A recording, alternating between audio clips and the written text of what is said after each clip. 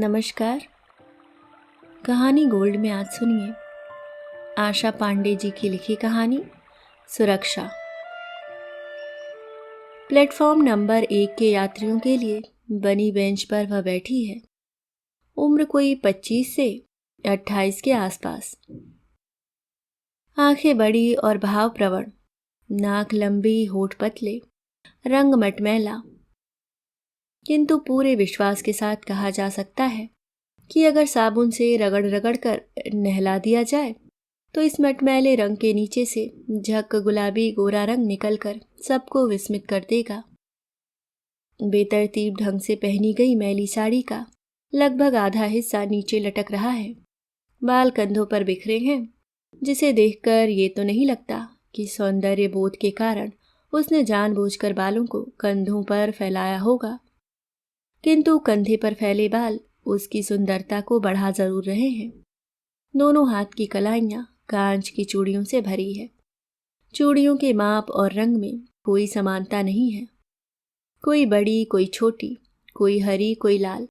ऐसा लगता है कि चूड़ी की दुकान पर जाकर चूड़ियां मांग लेती होगी।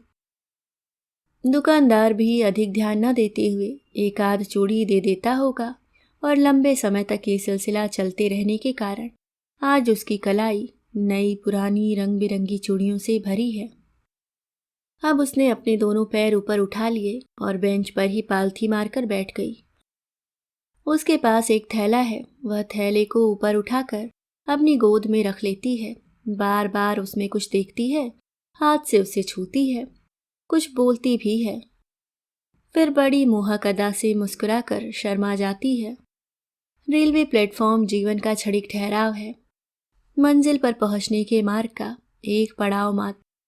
किंतु सरपट भागती जिंदगी के बीच कुछ ऐसे लोग भी हैं जो जन्म से मृत्यु पर्यंत यहीं ठहर कर रह जाते हैं।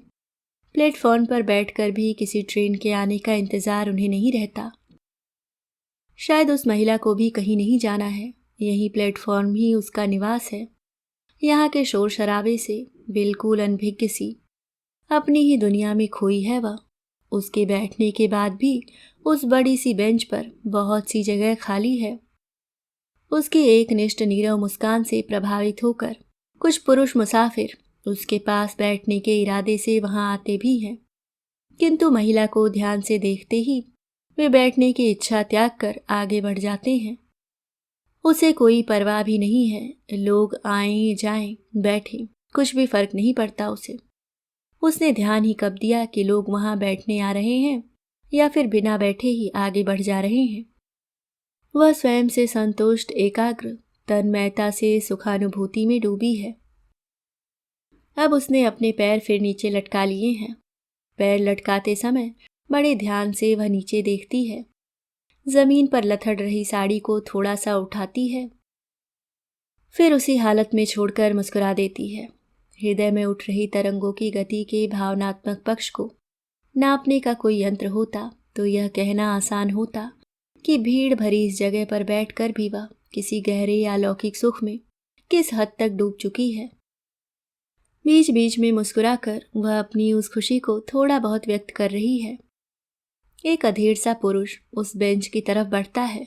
गहरा काला रंग, सामान्य सा चेहरा, किंतु आंखों में चमक। पुरुष के पास भी एक मटमैला सा थैला है। बेंच के पास जाकर वह इधर उधर देखता है, फिर थैला नीचे रखकर बेंच पर बैठ जाता है। इसे भी किसी ट्रेन का इंतजार नहीं है। लगता है यह भी इस प्लेटफॉर्म का नियमित बाशिंदा है। पुरुष ने अपना थैला उठाया, उसमें से कुछ निकालकर महिला की तरफ बढ़ाया और इसी बीच वह महिला के थोड़ा नजदीक सरक आया। महिला अपनी बड़ी बड़ी आंखों को उठाकर गहरे आश्चर्य से उस पुरुष को देखती है, फिर उस सामान को जो वह उसे देना चाह रहा है, और अंत में दूसरी तरफ मुड़ करके पुनः अपने में ही व्यस्त हो जाती है।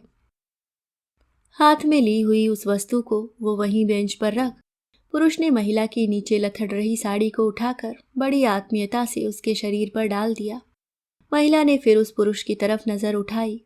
पुरुष मुस्कुरा दिया। महिला शांत रही। अब वह पुरुष उस महिला के थोड़ा और नजदीक खिसक आया। जब महिला ने कोई प्रतिकार नहीं किया, तब पुरुष ने महिला के हाथ को अपने हाथों में ले उसकी चूड़ियों की प्रशंसा करने लगा।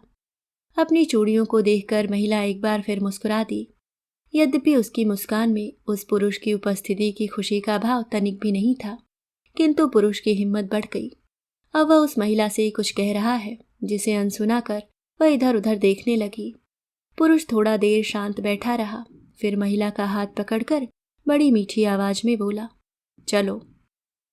महिला ने उसे प्रश्न भरी नजर से देखा, जैसे पूछना चाह रही हो, कहाँ? पुरुष हाथ से इशारा करते हुए बोला, वहां पीछे। महिला अपना सिर खुजाने लगी। पुरुष का हाथ महिला के कंधे पर था, जिसे हटाकर वह वहीं खड़े ठेले के पास आ गई। पास खड़े मूंगफली वाले ने कागज में लपेटकर थोड़ी सी मूंगफली उसकी तरफ बढ़ाई। महिला निर्विकार भाव से मूंगफली देने वाले की तरफ देखने लगी। ले पकड़ना, मूंगफली वाले ने आग्रह किया। महिला बिना मूंगफली लिए ही वहां से थोड़ा हटकर खाली पड़ी ट्रेन की पटरियों को देखने लगी। फिर सिग्नल की तरफ नजर दौड़ाई। गाड़ी आने का इंतजार कर रही है क्या? मूंगफली वाले ने पूछा। अब तक वह भी उसके पास पहुंच गया था। इसका कोई आने वाला होगा, चने मुरमुरे वाले ने चुटकी ली। मालगाड़ी ने उतारे गए सामानों के बड़े बड़े बक्से प्लेटफॉर्म पर रखे थे। रेलवे कर्मचारी उन बक्सों को हाथ गाड़ियों में लाद कर ले जाने लगे, जिससे पूरे प्लेटफॉर्म पर धड़ धड़ की आवाज फैल गई। महिला को इन हाथ गाड़ियों के शोर से थोड़ी राहत मिली। वह फिर से ठेले के पास आकर खड़ी हो गई। ठेला तेल, कंघी, पाउडर, ब्रश, पेस्ट आदि यात्रा में उपयोग में आने वाले सामानों से भरा था। प्लास्टिक के कुछ खिलौने भी थे। महिला एक गुड़िया उठा लेती है। ठेले वाला, जो अब तक चुप बैठा था, सबके क्रियाकलापों को देख रहा था, एकदम चिल्लाकर महिला को डांटा, रख, जल्दी रख, उसे लेकर नहीं जाना।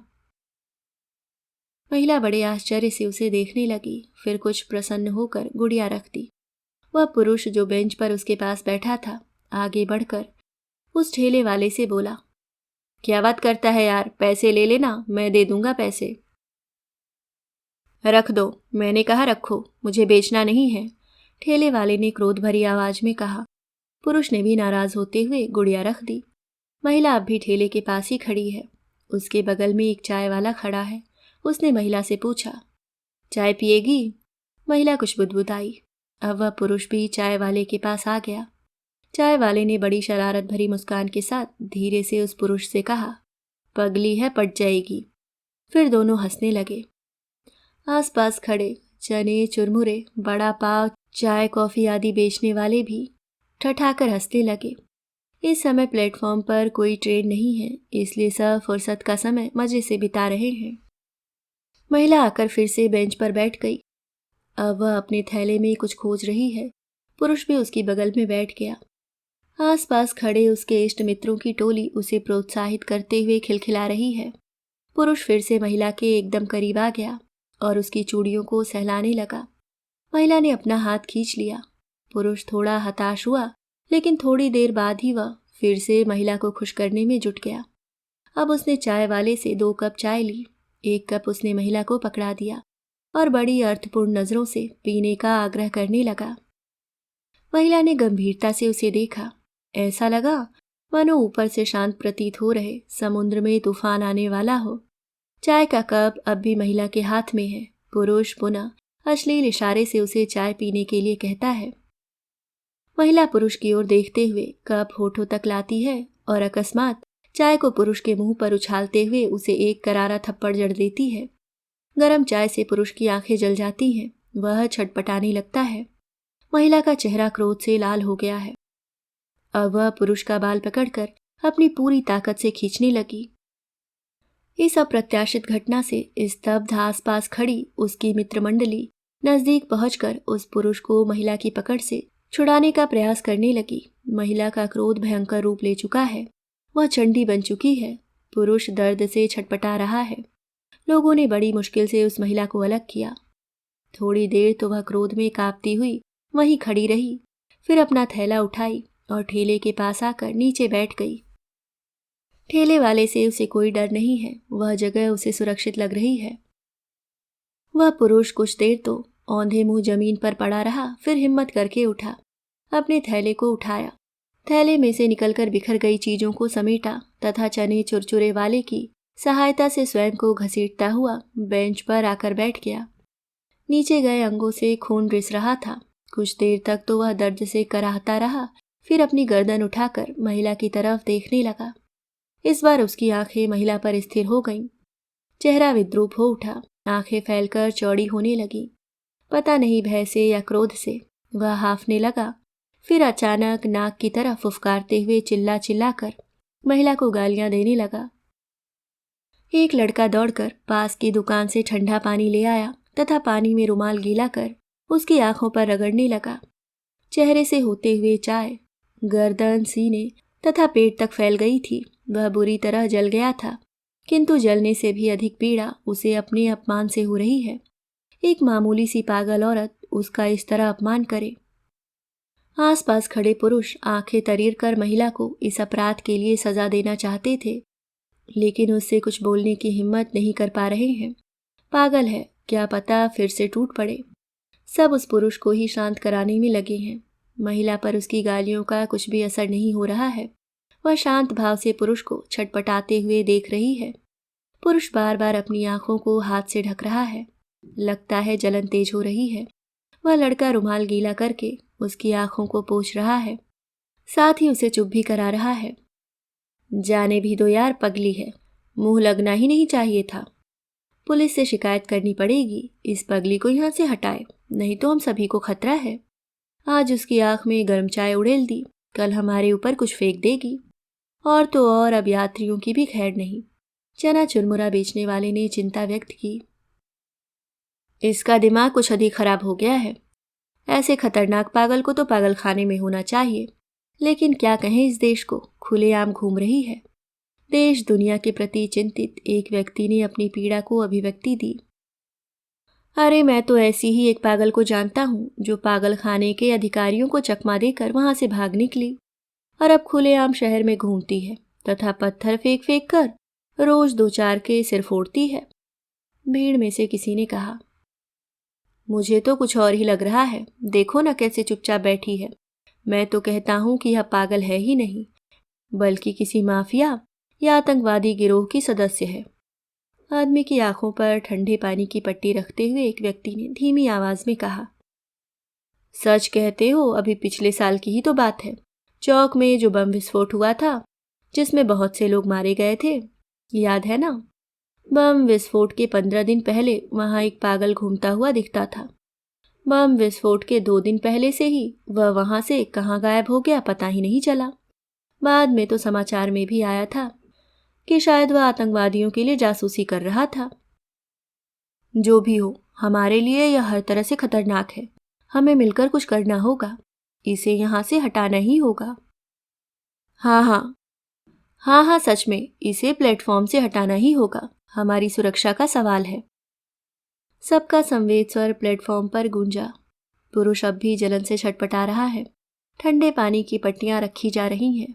थोड़ी देर पहले चंडी बनी महिला अब पूरी तरह शांत होकर ठेले के पास बैठी है। चेहरे पर न तो कटुता के भाव हैं, न क्षोभ और न अंतर्द्वंद के ही। वहां एकत्र पुरुष इस अप्रत्याशित घटना से चिंतित हैं।